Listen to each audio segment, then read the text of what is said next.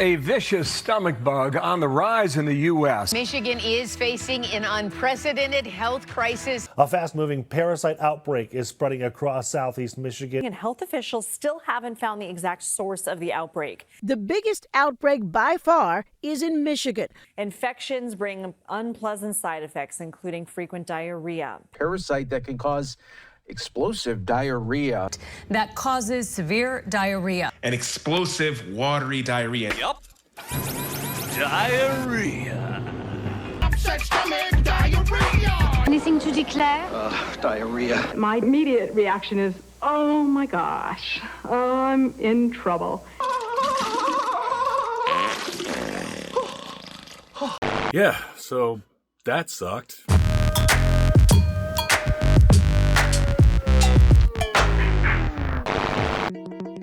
I teased a Cyberdeck that I was building, got pretty far on the configuration for it, but hadn't actually built anything out yet. Then I got sick, and I struggled for several days at home until finally I had to check myself in the hospital. The hospital kept me there for 3.5 days due to severe dehydration, and I'll spare you the details, but once released, I still had, well over a week of recovery, and I had other things that I had to attend to and work on, and so I figured that since the Cyberdeck got knocked off schedule, that maybe I'd show you some other stuff that's changed around here. I've rebuilt my office a little bit to make it a little bit easier for me to do some editing and do some work, as well as my studio and my space here in the build lab, and my garage has gotten considerably stranger, and there's just other projects that come out of the woodwork that I thought maybe you might be interested in. But since I don't have any Cyberdeck video to show you, I figured we'll give you basically a studio tour, so maybe that'll be interesting. So let's see if it works out. So before this parasite tried to kill me, the next thing that was going on the bench was the Cyberdeck, and it's still happening. Most of the components are here and everything's been tested, and it's still going to get a full build. It just got temporarily pushed aside while I had to rest and recover. But it's here and functioning. But before I get buried in the project again, I thought this would be a good time to show you what the build lab actually looks like, because this room is doing a completely unreasonable number of jobs. Somehow it's my build lab, it's also my gym and my pantry. This is kind of my secondary workstation. Don't really use it much in the show, but where I kind of put some stuff together. Of course, we have C1SD over here. They're always on, so you can always talk to any one of these units. It's kind of crazy how all these little interactive droids are just living in here. Tools and supplies, different things. It's kind of my little build lab.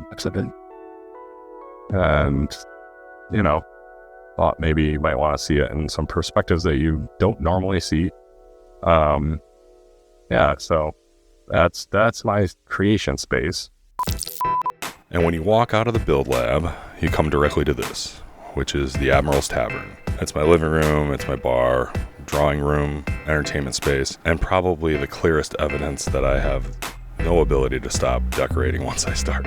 This is basically where I live when I'm not building something. I watch television here, draw here, hang out with my wife and my dog, have people over, and drink with friends. The coffee table lifts into a desk, so I do a lot of artwork here and plan projects. The name, the Admiral's Tavern, comes from Theater Bazaar. When I was the general manager at Theater Bazaar, I played an Admiral, and it was my costume, and now the uniform hangs by the door like a retired military relic. And the theme was to feel like you were kind of below deck on a ship, and this was like the captain's quarters. My wife actually started it while I was away on a motorcycle trip in Peru. We collect lamps as we travel, so she started hanging the lamps and a few items and putting them around the room. And then during COVID, I completely lost control of the situation. I started layering nets, maps, globes, bottles, artwork, crates, anything else that looked like it belonged in the private tavern of a disgraced sea captain. There's something like $300 worth of fishing net hanging from the ceiling, partly because I like the way it looks, but partly because it allows me to hide an unreasonable amount of stuff overhead.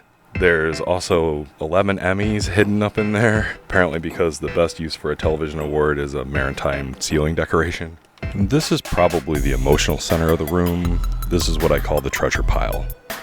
It's basically a lifetime of memory ephemera. I can almost grab anything from this pile and tell you exactly where it came from, who gave it to me, what production it belonged to, or what trip I was on when I brought it home. There's stuff from Theater Bazaar, there's stuff from travel, motorcycles, just personal objects, family members and friends, and just strange events. None of this is organized in any traditional museum sense, but I know where everything came from. It's more like a visual representation of my memories.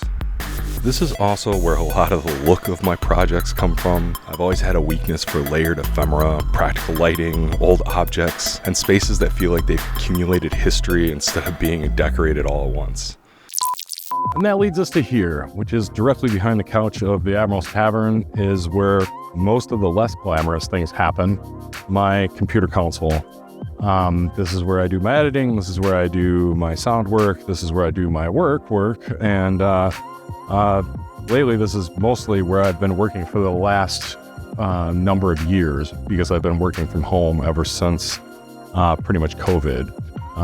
So as I was working for the sports companies and as I was working for freelance, this is where I'd be. And then when I started the YouTube channel, this is where I have been ever since. It sits right behind the couch, it's facing the lounge, so even when I'm still working, I can look out at the tavern, I can still watch TV.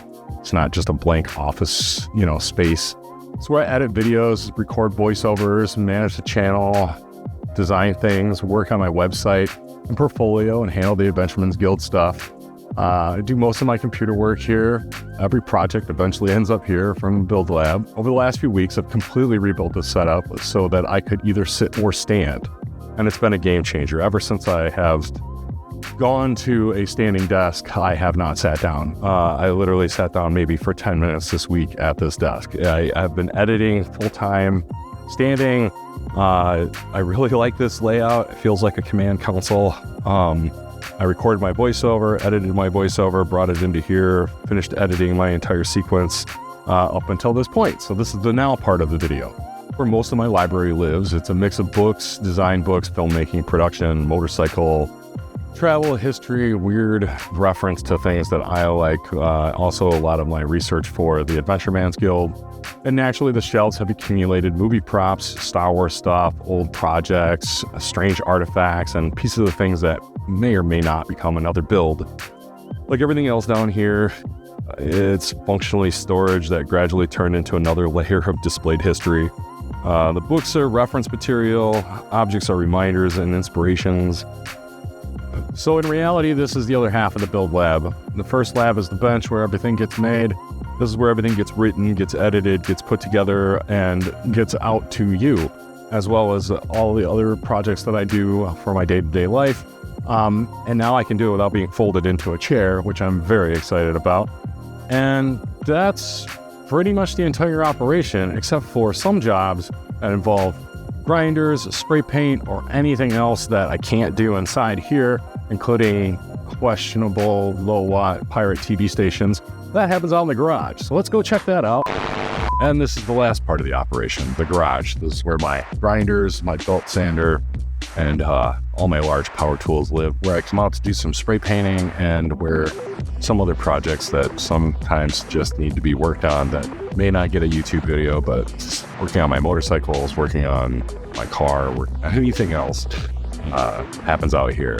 And then there's also the odd project, which brings us to this stack of TVs back here. I was collecting these CRT TVs for a art installation that didn't really happen, but I don't want to give them up. And now I am broadcasting my own pirate TV station. It's very low wattage, but we dare not go any further.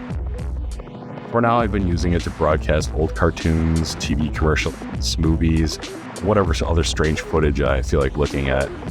Eventually, I'd like to have a much larger wall of these, all running together as part of some kind of installation.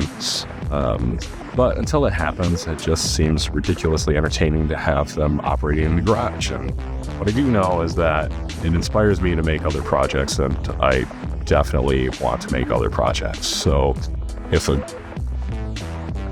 ghost radio or a, Field Station 47 TV appears, don't be surprised. And then there's this, my Chinese clone of a Honda CT70. It's technically not a Honda monkey bike, but it belongs to the larger family of tiny, deeply inappropriate motorcycles that we collectively refer to as monkey bikes. I'm one of the founders of the Adventure Bands Guild, which is a men's organization built around camaraderie, skill building, and we get people out into the world to do difficult and occasionally ridiculous things together.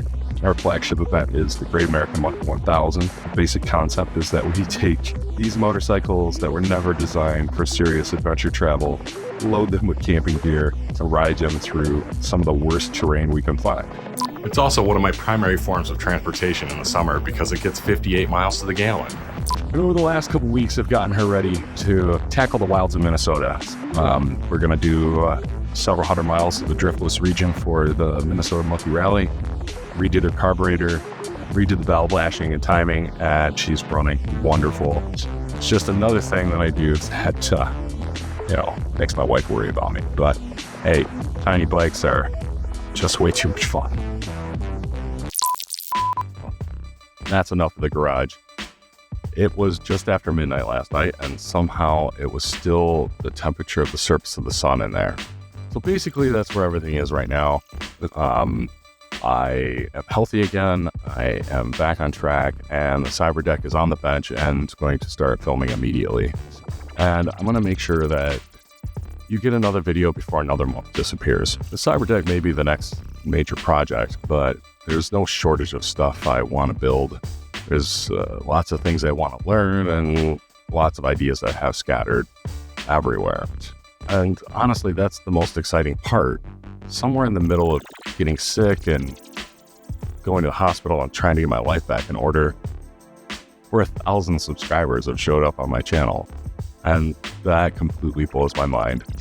There's more than 1,000 people who saw the nonsense that I'm doing down here and decided that they wanted more of it. And that's fucking incredible. So thank you to everybody who's subscribed, who's watched the videos, and who's come back. I'm still a long way from the watch time requirement, so the single best thing you can do for the channel right now is to watch the longer videos and share them with people that might actually like it. And of course, like everybody on YouTube, I do have a Patreon. It's linked in the description below. Nobody has signed up for it yet, so I haven't been making exclusive content for an empty room.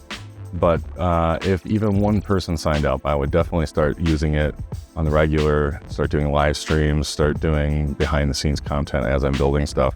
I'm kind of excited by that prospect. So if you'd like to support me and you want to see more of this nonsense, sign up and we'll see what happens with that. You can also like and follow me on Instagram. I post all kinds of projects there, motorcycle nonsense and everything else that happens between the videos. I'm also self-employed, so I am available for commissioned work, consulting, prop work, creative direction. You can check out my website at radioactiveartist.com and see more of my work. So that's where I've been. I got sick, I was in the hospital, I got sidetracked, and somehow 1,000 of you showed up when I wasn't looking. And this has been the first episode of Lap Notes, and thanks for showing up. See you soon.